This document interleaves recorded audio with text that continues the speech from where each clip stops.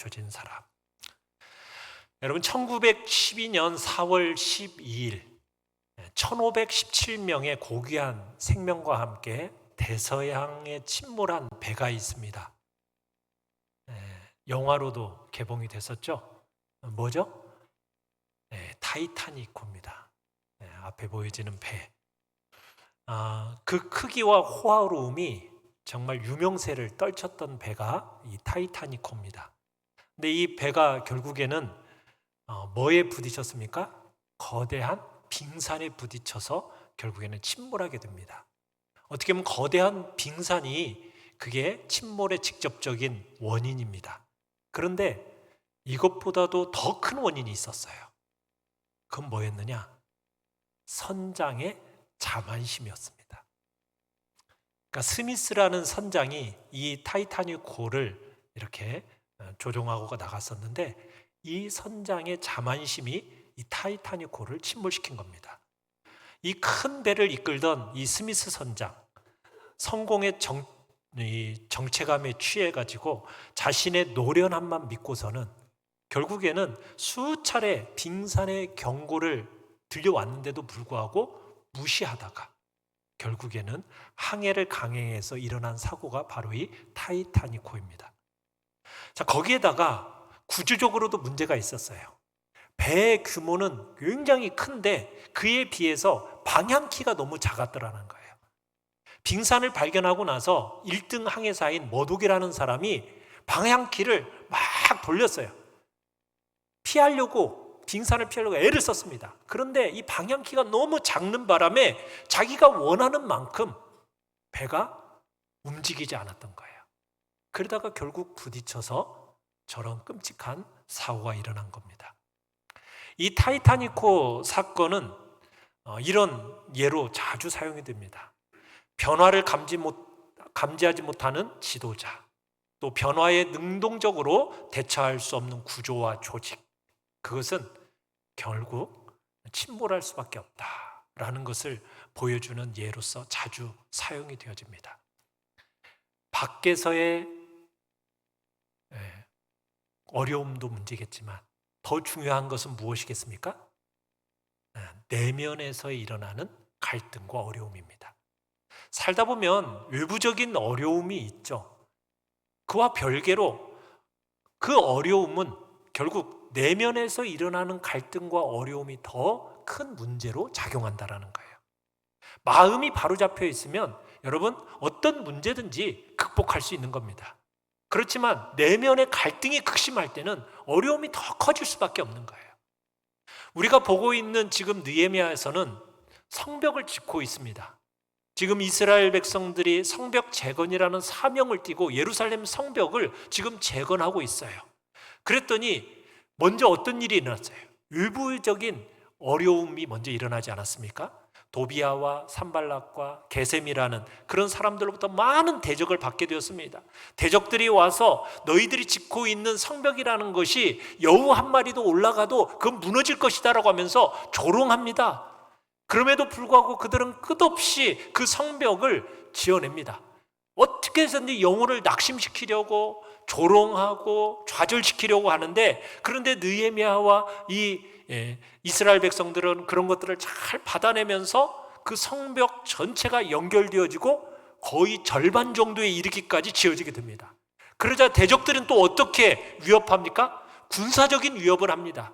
사방에서 대적들이 이제 군사적으로 위협을 가합니다. 그러니까 이스라엘 백성들이 어떻게 했습니까? 한 손에는 칼을 들고 한 손에는 짐을 들고 일을 하는 겁니다. 한 그룹에서는 보초를 쓰고 한 그룹은 일을 하기 시작하는 겁니다. 그런 방법으로 성벽은 쌓아져 갔어요. 우리가 4장에서 봤던 대로 어려움은 바깥으로부터 시작되었습니다. 대적과 원수와 반대하는 무리들로부터 왔어요. 오늘 5장은요, 또 다른 문제에 직면하고 있는 것입니다. 어떤 문제입니까? 안에서부터의 어려움입니다. 공동체를 보호하기 위해서 성벽을 짓고 있는데 공동체 안에 문제가 생기고 있는 거예요. 하나님의 일을 하고 정말 이 땅을 살아가는 우리의 삶에도 끊임없이 문제가 생기는데, 여러분 그 문제라는 것은 단순히 밖에서만 오는 게 아닙니다. 우리 안에서부터 온다라는 것. 바깥과 안쪽, 양쪽에서 다 온다는 것을 우리들이 기억해야 됩니다. 자, 어떤 문제가 생겼을까? 그 문제의 본질은 무엇이었을까? 우리 1번 같이 한번 읽어보겠습니다. 시작. 문제의 본질이 무엇인가? 자, 어떤 어려움이 안에서부터 시작되었는지 우리 본문 1절 다 같이 한번 읽어보겠습니다. 5장 1절입니다. 시작. 그때에 백성들이 그들의 아내와 함께 크게 부르짖어 그들의 형제인 유다 사람들을 원망하는데, 백성들이 뭐 했다고요? 크게 부르짖었대요. 원망했대요. 여러분, 이게 크게 부르짖었다는 부르짖는 단어는 어디에서 사용되었느냐면, 여러분 출애굽기에 가면은 이스라엘 백성들이 애굽에게 얼마나 많은 압제를 당합니까? 핍박을 당합니까? 그때 이스라엘 백성들이 부르짖지 않습니까? 그 부르짖음과 동일한 단어를 쓰고 있는 겁니다. 바깥 세력으로부터 백성들이 압제당할 때 부르짖었던 그 부르짖음이 지금 어디에서부터 터져나오고 있는 거예요? 공동체 안에서 터져나오고 있는 겁니다. 그럼 문제가 뭘까요? 문제가. 자, 2절로 4절을 우리 같이 한번 읽어보겠습니다. 시작. 어떤 사람은 말하기를 우리와 우리 자녀가 많으니 양식을 얻어먹고 살아야 하겠다 하고, 어떤 사람은 말하기를 우리가 밭과 포도원과 집이라도 저당 잡히고 이 흉년에 곡식을 얻자 하고, 어떤 사람은 말하기를 우리는 밭과 포도원으로 돈을 빚내서 왕에게 세금을 바쳤도다. 여러분, 지금 어떤 일이 벌어지고 있는 겁니까? 성벽을 짓고 있는데 흉년이 든 겁니다. 흉년이 들었어요. 기근이 들고 흉년이 드니까 먹을 게 없어요. 식구들은 너무 많고 먹을 것이 없으니까 어떻게 해야 되겠어요? 빚을 내야만 먹을거리를 살 수 있는 상황이 된 거예요. 그래서 어떤 사람은 너무 어려우니까 자기의 집과 밭과 포도원을 저당 잡히고 돈을 빌린 겁니다. 그러면서 먹고 산 거예요. 또 어떤 사람은 그 어려운 와중에도 집을 저당 잡혀서 왕에게 세금 내는데 사용을 합니다. 왜냐하면 이 당시 바사 제국의 지금 배경인데, 이 바사 제국은 세금으로 악명이 높았거든요. 그래가지고 지금 이 바사 제국은 작년에 세금을 못 낸 것 있잖아요. 그러면 그 세금을 올해까지 끄집어다가 쌓아서 그 세금까지 내도록 작년까지도 잊지 않고 받아낸 것이 그 당시에 바사제국의 세금 제도였어요. 그러니 얼마나 어려웠겠어요. 그래서 성벽 지으랴, 또 거기다가 흉년과 기근을 당해가지고 먹고 사는데 어려움을 겪죠. 또 거기다가 집과 포도원, 밭은 저당 잡혔죠. 거기다가 그거 가지고 세금 내야죠. 그러니 얼마나 많은 어려움을 경험하고 있었겠어요. 여러분, 그런데 문제의 핵심이 뭔지 아십니까? 자, 본문 5절을 같이 한번 읽어보겠습니다. 시작. 우리 육체도 우리의 형제의 육체와 같고 우리 자녀도 그들의 자녀와 같거늘 이제 우리 자녀를 종으로 파는도다. 우리 딸 중에 벌써 종된 자가 있고 우리의 밭과 포도원이 이미 남의 것이 되었으나 우리에게는 아무런 힘이 없도다 하더라. 여러분, 가난해서 먹고 살기 어려웠어요. 여러분, 그것도 문제입니다. 그런데 어떤 일이 벌어졌느냐? 부자들이 가난한 사람들의 이 어려움을 이용해서 돈벌이를 하더라는 거예요. 어떻게 돈벌이를 해요? 돈을 그냥 빌려주지 않고 어떻게 하더라는 거예요? 저당 잡고 돈을 빌려주는 거예요. 돈을 빌려주는데 높은 이자, 고리로 돈을 빌려주는 거예요. 그러다 보니까 돈을 갚지 못해서 어떤 일까지 벌어지고 있어요? 자식을 종으로 팔아야 되는 그런 상황까지 벌어지고 있는 거예요. 저당 잡혔던 집과 밭과 포도원은 어떻게 돼요? 그 사람들에게 갚지 못하니까, 이자 갚지 못하니까 어떻게 돼요? 잡혀서 저당 잡힌 것들이 다 넘어가는 일이 벌어지는 거예요. 자식들은 종으로 팔려요. 저당 잡혔던 집, 밭, 포도원 다 빼앗겨요. 지금 문제 핵심이 뭐예요? 경제적인 어려움도 어려움이지만 지금 이 경제적인 어려움을 이용해서 돈벌이 기회로 지금 이웃들이 이 눈물과 탄식을 이용하고 있다는 것이 문제예요. 고리대금으로 지금 집을 저당 잡히고 집 빼앗기고 지금 자식들이 종으로 팔려나가는 어처구니 없는 일이 지금 어디 안에 일어나고 있는 겁니까? 소위 믿는다고 말하는 하나님을 믿는 언약 공동체 속에서 이 일이 일어나고 있는 거예요.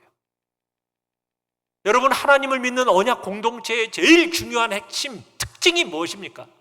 그것은 다름 아닌 함께 웃고 함께 우는 것이 하나님의 언약 공동체의 가장 중요한 특징입니다.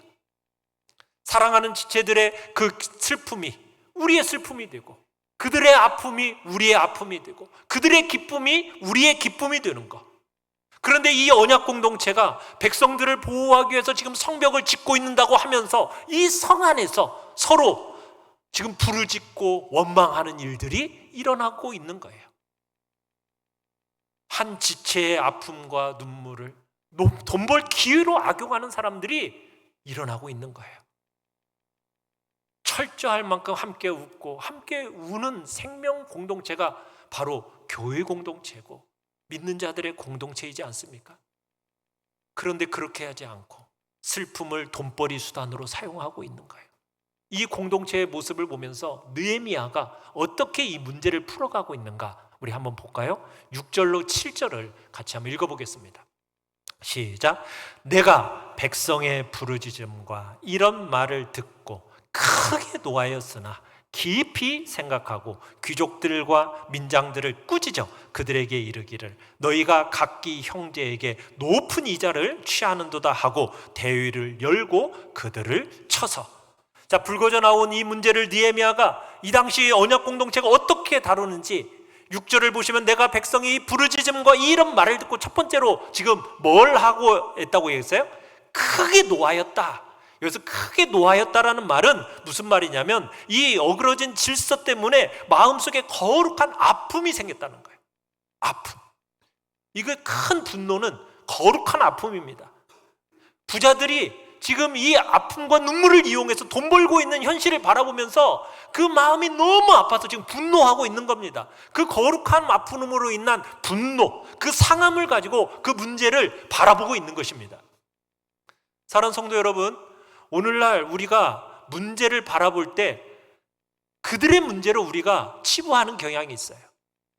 나와 관계없고 나와 내 가족의 관계가 없으면 그것은 그 사람들의 문제야 라고 치부하는 경향이 있습니다. 남들은 어떻게 되더라도 나와 내 가족만 안전하면 돼. 여러분, 이렇게 생각하는 경향이 오늘날 우리 시대, 이 시대의 정신입니다. 아닙니다. 우리는 다 같이 연결되어 있는 개체가, 끊어져 있는 개체가 아니라 연결되어 있는 개체들입니다. 여러분, 함께 연결되어 있기 때문에 한 형제의 슬픔은 나의 슬픔이 되는 것이고 그들의 아픔이 우리의 아픔이 되는 거예요. 그들의 기쁨이 우리의 기쁨이 되어야 마땅한 겁니다. 남들은 다 아프고 힘든데 내 가족만 안전하면 된다? 여러분, 이건 불가능한 그림이라는 거예요. 그래서 이웃들을 향한 거룩한 분노가 있어요. 합당치 않고 불의한 것에 대해서 아픔과 거룩한 분노가 지금 느헤미야의 마음속에 생겨난 것입니다. 그 거룩한 분노를 어떻게 또한 해소하고 있느냐? 7절을 다시 한번 보시면 뭐라고 되어 있어요? 깊이 생각했다라고. 깊이 생각했다. 거룩한 분노가 생기고 마음에 지금 아픔이 생기니까 여러분 그걸 가지고 뭘 했다고요? 깊이 생각했다고. 막 화내고 폭발한 게 아니라 문제의 뿌리가 어디에 있는 건가? 이것에 대해서 현상만 다루려고 하지 않고 겉으로 보이는 문제로만 해결하는 것이 아니라 그 문제의 본질이 어디에 있는가를 깊이 생각한 거예요. 그러면서 본격적으로 그 문제를 풀어내는데 어떻게 풀어내느냐? 여러분 8절을 보시면 귀족들과 민장들을 꾸짖습니다. 뭐라고 꾸짖느냐? 8절에 뭐라고 꾸짖냐면 이렇게 되어 있어요. 우리는 이방인의 손에 팔린 우리 형제 유다 사람들을 우리의 힘을 다하여 도로 찾았거늘 너희는 너희 형제를 팔고자 하느냐? 더구나 우리의 손에 팔리게 하려느냐? 무슨 얘기예요? 우리는 바벨론에 끌려가서 포로로 당한 그들을 어떻게 했어요? 힘을 다해서 도로 찾아왔는데 너희들은 지금 형제들을 어떻게 하고 있는 거냐? 그 형제를 네 손으로 그렇게 팔아넘기는 것이 과연 합당한 거냐? 지금 우리가 성벽을 짓는 이유가 뭔데? 하나의 공동체 의식. 그래서 우리는 하나라는 그 공동체 의식을 가지고 지금 성을 쌓고 있는데, 너희들이 지금 이 성벽을 쌓으면서 지금 어떤 짓을 벌이고 있느냐? 꾸짖고 있는 거예요. 사랑하는 성도 여러분, 우리 교회 안에서도 그런 불평과 불만의 소리들이 흘러나올 수 있습니다. 생겨날 수 있어요. 교회이기 때문에 늘 거룩하고 여러분 사랑이 넘치는 것은 아닙니다. 여러분, 교회의 성도들은요, 여러분들이 예배를 위하여서 안내도 합니다. 또 주일학교 교사로 섬깁니다. 찬양대로 섬기고 오케스트라로 섬기고 이곳저곳에서 여러분들이 직분을 맡아서 여러분들이 각각 맡은 대로 마음을 들여서 정말 봉사를 해요. 여러분, 무엇 때문에 그런 봉사를 하고 계시죠? 봉사를 하는 이유가 무엇입니까? 교회의 본질이 무엇입니까? 교회의 본질은 바로 구원의 소식을 증거하고 믿음 안에서 하나님과 더불어서 교제하면서 여러분 하나님으로부터 임하는 그 축복과 은혜를, 이 땅을 하나님의 나라로 바꿔가기 위해서 우리가 하나님께 예배드리는 거 아닙니까? 우리가 함께 모여 예배드리는 이유가 그것이잖아요. 그런데 같은 성도인데도 세상의 기준에 따라서, 개인적인 친분에 따라서 사람을 차별하고 공정하지 못하게 초호한다. 여러분, 그런 소리가 우리 가운데 혹여나 들릴 수도 있어요. 그러면은 그럴 때 불평하고 불만하고 여러분 그렇게 화낼만 할 것이 아니라 우리는 그 마음속에 있는 아픔을 뭘로 깊이 생각해야 돼요. 도대체 문제의 본질이 뭘까? 교회의 본질을 훼손시키는 것이 뭘까? 그렇게 문제를 해결해 가야 돼요. 여러분, 교회에 여러 기관들이 있고 전도회가 있고 여러분 그 조직들이 왜 존재하는 거죠? 복음의 본질을 위한 조직입니다. 복음의 본질. 복음의 본질을 잃어버린다면 여러분 직분도 교회 건물도 아무 소용이 없는 거예요. 우리는 각 지체가 한 몸입니다. 여러분 각자가 아니에요. 각자 도생하는 게 아닙니다. 우리는 한 몸으로서 그리스도를 머리로 둔 한 지체라는 것을 기억하십시오. 교회의 머리가 되신 예수 그리스도, 그분을 바라보면서 우리가 교회를 세워가는 거예요. 이 본질을 우리가 잊지 말아야 돼요. 지금 느헤미야는 문제의 본질을 파악하고 있는 거예요. 자, 파악이 무엇이었는가? 2번 같이 한번 읽어보겠습니다. 시작. 하나님의 관심이 무엇인가? 하나님의 관심이 무엇인가에 이제 그 문제의 본질을 가지고 파악하기 시작합니다. 갈등의 원인을 파악하고 느헤미야는 이 어려움을 어떤 기회로 삼느냐면 하나님의 말씀으로 돌아갈 기회로 삼습니다. 느헤미야는 이 일을 계기로 해서 마음속에 하나님을 경외하는 것, 하나님의 법칙, 이것이 바로 서기를 원했던 거예요.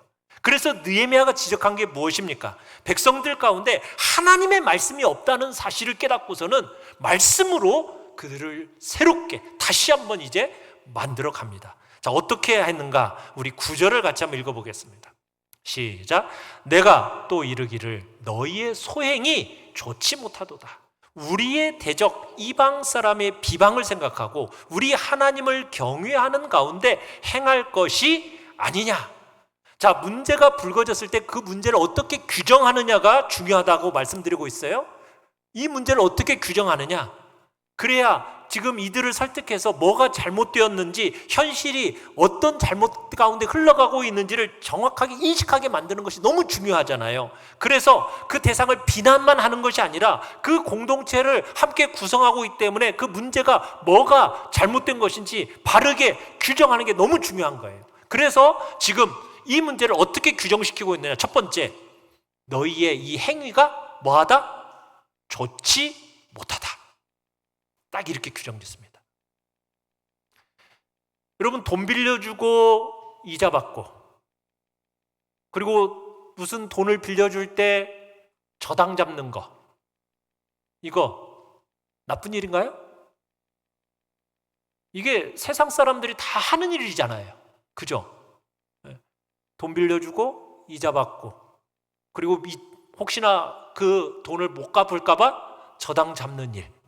이게 다 세상 사람들이 하는 이유고 이웃들이 다 하는 일이에요. 바벨론에서도 익숙하게 보았던 제도예요. 고향 땅으로 돌아와 봤더니 주변에 많은 이방인들이 그렇게 하고 있어요.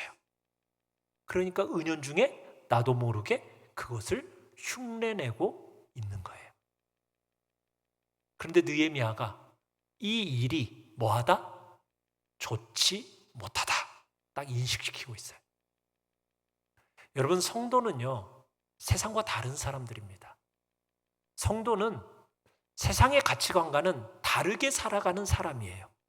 세상이 다 그렇게 한다고 해서 성도는 그대로 가는 게 아니에요. 좋지 못한 것은 좋지 못한다는 것을 분별하는 사람이 성도입니다. 남들이 그렇게 하니까 나도 그렇게 한다? 아닙니다.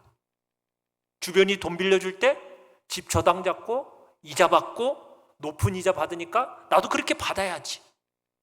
이웃이 다 그렇게 하는데, 세상이 다 그렇게 하는데 나도 그렇게 해야지. 이렇게 합리화될 수 있는 일이 아니라는 거예요.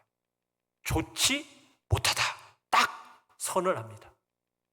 세상 사람들처럼 세상 기준에 맞추어서 살아가면 안 된다는 거예요. 돈 빌려줄 때 자기 백성들에게 이자 받아서는 안 된다는 거예요. 왜냐하면요, 율법의 말씀에 딱 그렇게 얘기했거든요. 같은 공동체 안에 있는 하나님의 백성들에게 있어서는 돈을 빌려주되 이자를 받지 말라는 것이 율법의 말씀이었어요. 객관적인 율법의 말씀이었어요. 그 말씀에 비추어 볼 때 네가 하고 있는 일은 뭐하다? 좋지 못하다. 정확하게 규정 짓고 있는 거예요. 그러면서 그 일을 돌이켜야 된다 가르치고 있는 거예요. 여러분은 어떤 기준을 가지고 살아가고 계십니까? 어떤 기준입니까? 세상과 다른 기준입니까? 여러분, 우리는 무엇이 기준이 돼야 되죠? 말씀이 기준입니다. 하나님이 우리의 기준입니다.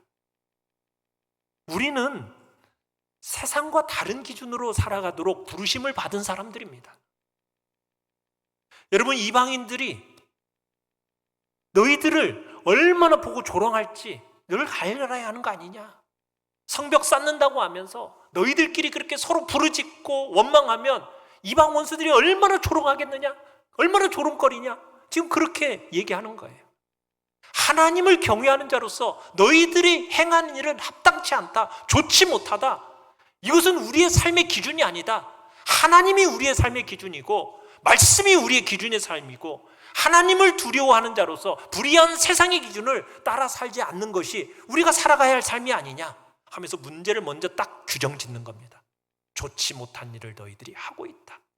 이방인들에게 조롱거리가 되는 일을 너희가 하고 있다. 부적절한 일을 경외하는 자로서, 하나님을 경외하는 자로서 너희들이 하고 있다. 딱 문제를 규정하고 구체적인 적용을 요구합니다. 뭘 요구했을까요? 10절 읽어봅니다. 시작. 나와 내 형제와 종자들도 역시 돈과 양식을 백성에게 꾸어 주었거니와 우리가 그 이자 받기를 그치자. 이미 돈도 빌려주고 또 저당 잡은 뭐 그런 일도 있었어요. 그런데 뭐 하자라는 거예요?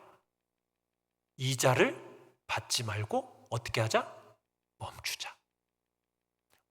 돈 빌려주지 말라는 얘기가 아닙니다. 빌려주는 것 자체를 금하는 게 아니라 빌려는 주되 뭐 하지 마라? 이자는 받지 마라. 거기다가 두 번째로 11절 읽어볼까요? 시작. 그런즉 너희는 그들에게 오늘이라도 그들의 밭과 포도원과 감람원과 집이며 너희가 구워준 돈이나 양식이나 새 포도주나 기름의 100분의 1을 돌려보내라 하였더니 10절에서는 앞으로 무엇을 빌려주든지 이자를 받지 말자 딱 해놓고요. 11절에서는 뭐예요? 이미 빌려주고 저당 잡은 집, 포도원, 밭 어떻게 하라고요? 돌려주라는 거예요. 그리고 100분의 1 이미 받은 이자 돌려주라는 거예요. 내가 말씀을 몰라서 세상의 기준에 따라서 그렇게 막연하게 살던 그때 충분히 이해가 가지만 이제 깨달았어? 말씀이 어떻게 말하는지를 깨달았으면 그 다음에는 어떻게 하라는 거예요? 돌려주라는 거예요. 공동체 안에서 그 지체의 슬픔을 나의 어떤 이익을 획득하는 그런 수단으로, 기회로 써서는 안 된다는 거죠. 그리고는 백성들에게 촉구합니다. 12절 읽어볼까요? 시작. 그들이 말하기를 우리가 당신의 말씀대로 행하여 돌려보내고 그들에게서 아무것도 요구하지 아니하리이다 하기로 내가 제사장들을 불러 그들에게 그 말한 대로 행하겠다고 맹세하게 하고. 공동체가 잘못은 했어요. 그런데요, 말씀으로 딱 기준을 얘기하니까 그 말씀에 어떻게 해요? 순종하는 거예요. 그래서 문제를 해소시키는 거예요. 우리가 몰랐었습니다. 세상에 그냥 하는 대로 따라갔었는데 말씀에 이런 기준이 있었거든요. 하고서는 어떻게 해요? 백성들이 그 말씀대로 행하겠다라고 맹세까지 하는 거예요. 그러자 13절 맨 뒷부분을 보십시오. 13절 맨 뒷부분에 뭐라고 되어 있어요? 회중이 다 아멘 하고 여호와를 찬송하고 백성들이 그 말한 대로 행하였느니라. 문제가 다 해소가 되어지고 성벽을 다시 지게 되고 더 놀라운 것이 말씀에 더 충실하게 된 거예요. 함께 울고 함께 웃는 그런 공동체로 변화가 된 겁니다.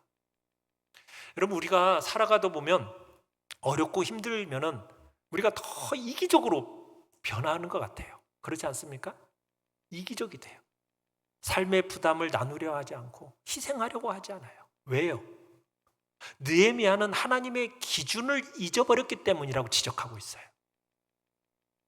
하나님의 기준. 갈등과 어려움이 오면 우리가 본능대로 움직이는 사람이 너무 많아요. 여러분, 본능대로 움직이면 어떻게 됩니까? 피차 물고 뜯게 됩니다. 그러면 그 공동체는 어떻게 될까요? 망하는 거예요. 성경 그렇게 얘기하거든요. 갈등의 원인이 어디에 있는가? 여기서부터 나는 과연 하나님의 말씀으로 서 있는가? 말씀으로 우리 자신을 돌아봐야 되는 거예요. 문제와 갈등이 생기면 항상 우리는 상한 마음을 가지고 분노를 하되 그것을 가지고 비난하고 그 사람을 향하여서 막 퍼붓는 게 아니라 어떻게 해야 된다고요? 깊이 생각하면서 말씀으로 돌아봐야 되는 거죠. 혹여나 우리가 갈등의 시간을 보내고 있고 방황의 시간을 보내고 있다면 그저 우리가 분노와 흥분의 감정에 이끌려서 마냥 따라가는 것이 아니라 우리가 깊이 숙고해야 됩니다. 혹여나 말씀으로 세워지지 못한 부분은 어디에 있는가? 그걸 돌아보면서 결단하는 거예요. 필요하다면 그 결단을 내려서 새로운 전기를 마련하는 겁니다. 지금은 말씀을 원칙을 다시 세워야 할 때고 내 삶 속에 혹여나 무너진 말씀의 단이 있다면 그 말씀의 단을 다시 쌓을 때라는 거죠. 그러면 하나님께서 다시 소생할 기회를 주시는 것입니다. 우리가 아무리 애쓰고 대단한 일을 이루어도요, 하나님이 손 놓아버리면 그것은 다 쓸모없어요. 하나님께서 우리의 인생이 마지막까지 여러분 붙들리기를 원한다면 말씀의 원칙을 우리의 심령 속에 굳게 세우시기를 간절히 바랍니다. 이스라엘 공동체가 살아날 수 있었던 이유입니다. 3번입니다. 3번 같이 읽겠습니다. 시작. 하나님 앞에서 나는 어떠한가? 갈등과 고난의 시기에서 느헤미야는 자신을 돌아봤어요. 자신이 하나님 앞에서 어떤 삶을 살아가고 있는가 돌아봤습니다. 우리 19절, 오늘 본문 19절을 다시 한번 읽어봅니다. 시작. 내 하나님이여, 내가 이 백성을 위하여 행한 모든 일을 기억하사 내게 은혜를 베푸시옵소서 하면서 자신을 돌아봅니다. 느헤미야는 이런 상황 속에서 어떻게 행동을 했는가? 우리 14절로 15절을 같이 한번 읽어보겠습니다. 시작. 또한 유다 땅 총독으로 세움을 받은 때 곧 아닥사스다 왕 제20년부터 제32년까지 12년 동안 나와 내 형제들이 총독의 녹을 먹지 아니하였느니라. 나보다 먼저 있었던 총독들은 백성에게서 양식과 포도주와 또 은 40세겔을 그들에게서 빼앗았고, 또한 그들의 종자들도 백성을 압제하였으나 나는 하나님을 경외함으로 이같이 행하지 아니하고. 여러분, 성도는요, 더하는 사람들입니다.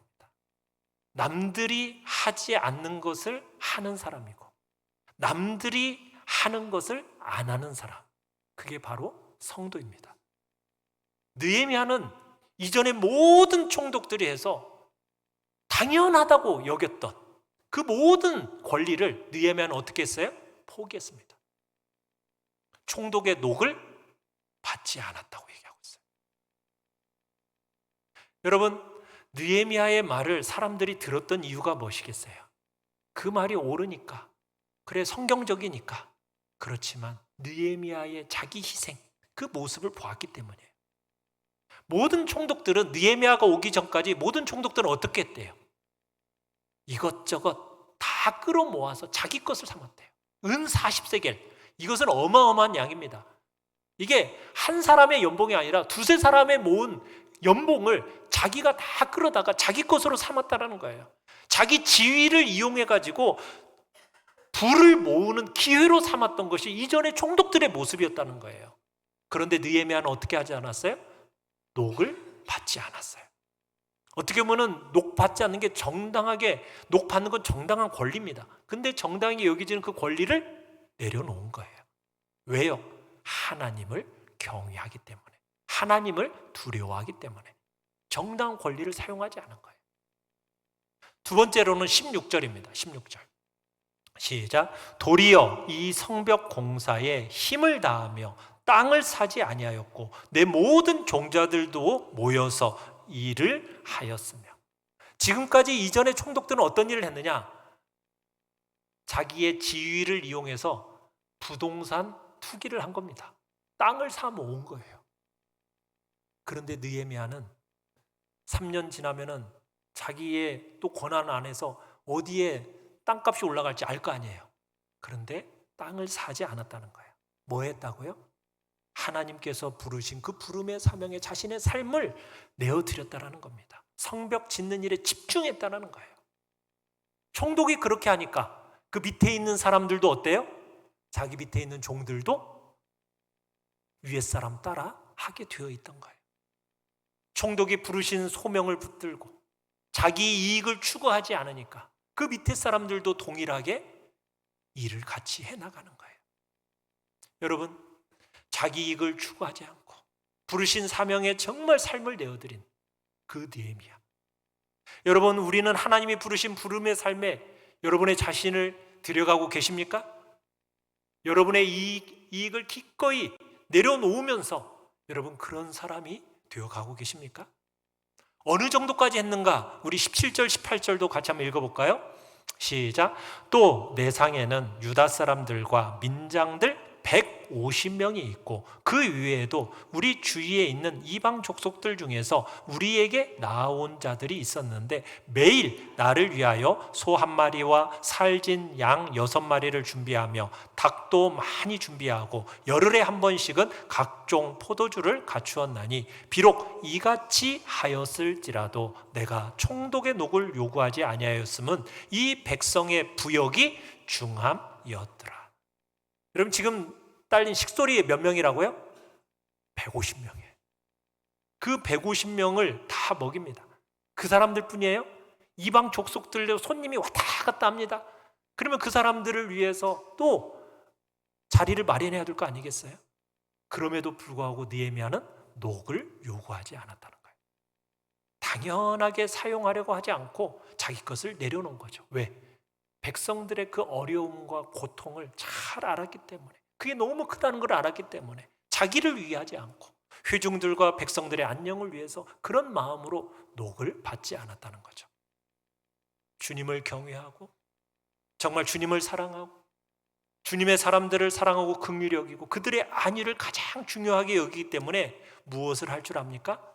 더 할 줄 알고 자기의 권리를 포기할 줄 알고 가장 중요하게 여기기 때문에 여러분, 모든 문제를 극복해내기 위해서 자신의 모든 것들을 내려놓는 그 모습이 공동체를 변화시켰던 거죠.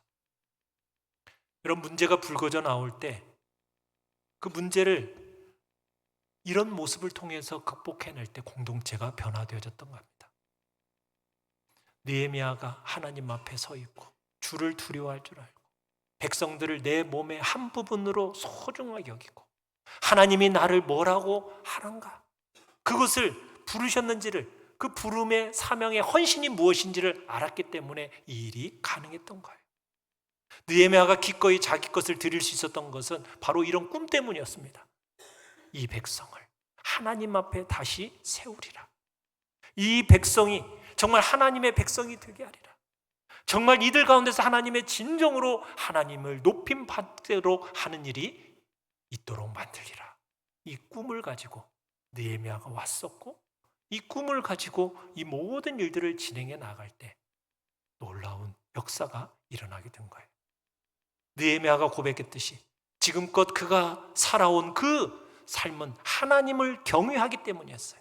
하나님의 백성, 하나님의 공동체를 섬기는 일에서 조금이라도 방해가 됐기를 원치 않았기 때문에 하나님을 경외하고 정말 그 공동체를 사랑하는 그 삶이, 여러분, 하나님의 기준이 분명한 그 사람을 통해서 놀라운 변화의 역사가 일어나게 되는 것입니다. 느헤미야는 우리가 그 자신을 어떻게 했습니까? 사람들로부터 그렇게 살면서도 인정을 구하지 않습니다. 19절 다시 한번 보십시오. 뭐라고 되어 있어요? 하나님께만 인정을 구하는 거예요. 내 하나님이여, 내가 이 백성을 위하여 행한 모든 일을 기억하사 내게 은혜를 베푸시옵소서. 자기를 높이려고도 하지 않고 내가 이렇게 했어, 그거 얘기하지도 않습니다. 그냥 하나님께만, 하나님의 인정이면 됩니다 라고 하나님께 인정을 구하는 것이죠.